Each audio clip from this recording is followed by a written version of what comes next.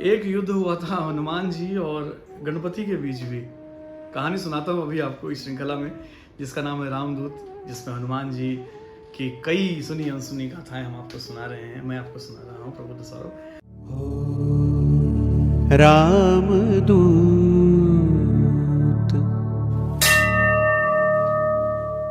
तो इस युद्ध की कहानी सुनाता हूँ। हुआ ये कि महिषासुर का नाम आप सबने सुना है। माँ दुर्गा ने, माँ शक्ति ने महिषासुर का वध किया था। उसके बाद महिषासुर की जो पत्नी थी उस समय, उनका वो गर्भ से थी, तो उनका जो पुत्र हुआ उसका नाम था गजासुर। तो गजासुर ताकतवर तो था ही और असुर था, तो तमाम आसुरी प्रवृत्तियां उसमें थी। उसके साथ साथ वो बहुत दिमाग से, बुद्धि से बहुत तेज था। तो उसको जब वो बड़ा हुआ, उसने अपनी माता से पूछा कि माता, मेरे पिता के साथ क्या हुआ था। तो उन्होंने बताया कि ऐसे ऐसे घटना हुई थी। तो देवों के प्रति उसका जो है गुस्सा उसके मन में लगातार बढ़ता चला गया और उसे लगा कि जिस तरह से माँ शक्ति ने मुझे मेरे पिता से अलग किया, वैसे ही मैं माँ शक्ति के बेटे गणपति को, गणेश को उनसे अलग कर दूंगा। ये उसने निश्चय कर लिया और ठान लिया। लेकिन वो ये जानता था कि गणपति से लड़ना इतना आसान नहीं है।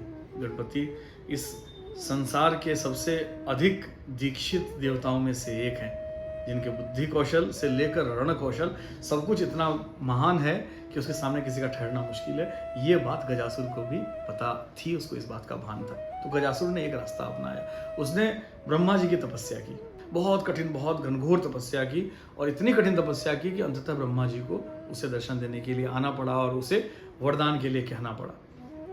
तो गजासुर ने वरदान मांगा कि मैं अमर हो जाऊं, मुझे कोई मार ना सके। इस पर ब्रह्मा जी ने कहा कि तुमने मेरी तपस्या की है, मैंने तुम्हें दर्शन दिए हैं, तो मैं इस बात के लिए बाध्य हूं कि मैं तुम्हें आशीर्वाद दूं, मैं तुम्हें वरदान दूं। लेकिन तुम ये बात भी जानते हो कि अमरता इस प्रकृति के सभी नियमों के खिलाफ है, इसलिए अमरता का वरदान न मैं तुम्हें दे सकता हूँ, न तुम प्राप्त करने के योग्य हो। कोई भी प्राप्त करने के योग्य नहीं है इस पृथ्वी पर।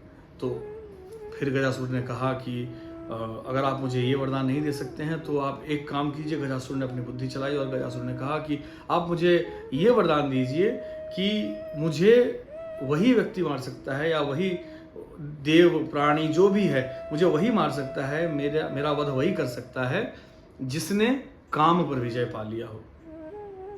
तो ब्रह्मा जी ने आशीर्वाद दे दिया, ब्रह्मा जी ने वरदान दे दिया, वचन था उनका। वरदान देकर ब्रह्मा जी चले गए। अब गजासुर को दर्शन मिला स्वयं साक्षात ब्रह्मा जी का, तो गजासुर शक्तिशाली भी हो गया और साथ साथ उसका दंभ भी वैसे ही बढ़ता चला गया, क्योंकि उसके पास अब एक ऐसा आशीर्वाद था जिस आशीर्वाद के बल पर वो पूरी दुनिया जीत सकता था। लेकिन अभी उसका लक्ष्य दुनिया जीतना नहीं था। उसका पहला लक्ष्य था कि माँ पार्वती के बेटे गणपति से युद्ध करना। लेकिन ये देखिए कि इतनी शक्ति प्राप्त करने के बाद भी वो सीधा सीधा गणपति से लड़ने की हिम्मत नहीं जुटा पा रहा था। तो उसने एक तरीका निकाला। वो गए किनके पास? हनुमान जी के पास, बजरंगबली के पास। और उसने कहा कि गजासुर ने कहा कि हनुमान जी, ये बताइए, आप भगवान राम के अनन्य भक्त हैं। हनुमान जी ने कहा, इस पर तो कोई प्रश्न ही नहीं है, मेरी पहचान ही वही है। तो फिर गजासुर ने कहा कि ये बताइए कि यदि कोई आपके प्रभु श्री राम में आस्था न रखता हो तो हनुमान जी ने कहा कि ऐसा कैसे हो सकता है। तो गजासुर ने झूठ मूठ का कान भरा हनुमान जी का गणपति के खिलाफ, उनके विरुद्ध। उन्होंने कहा नहीं, गणपति हैं, वो न केवल ऐसा राम नाम जपते भी नहीं हैं, और जब नहीं जपना तो एक बात है, वो राम नाम की अवहेलना भी करते हैं। ये सुनकर हनुमान जी को बड़ा क्रोध आया। हनुमान जी ने कहा, ऐसा है क्या? तो गजासुर ने कहा, हाँ ऐसा ही है। हनुमान जी ने कहा कि तो मैं अभी उसे युद्ध के ललकारता हूँ गणेश को। तो हनुमान जी चले गजासुर के साथ। गजासुर ने उनका मन भटका दिया था, हनुमान जी भी भ्रमित हो चुके थे। जब रास्ते में चले, थोड़ी दूर चले, तो मिले देवर्षि नारद। हनुमान जी को लगा कि एक बार मुझे नारद से दोबारा ये बात पूछ लेनी चाहिए। तो हनुमान जी ने नारद से पूछा कि ये गजासुर मुझे कह रहा है कि गणेश जो है वो श्री राम के नाम की अवहेलना करता है, क्या ये सच है? अगर ये सच है तो मैं अभी उससे लड़कर उसका वध कर दूंगा।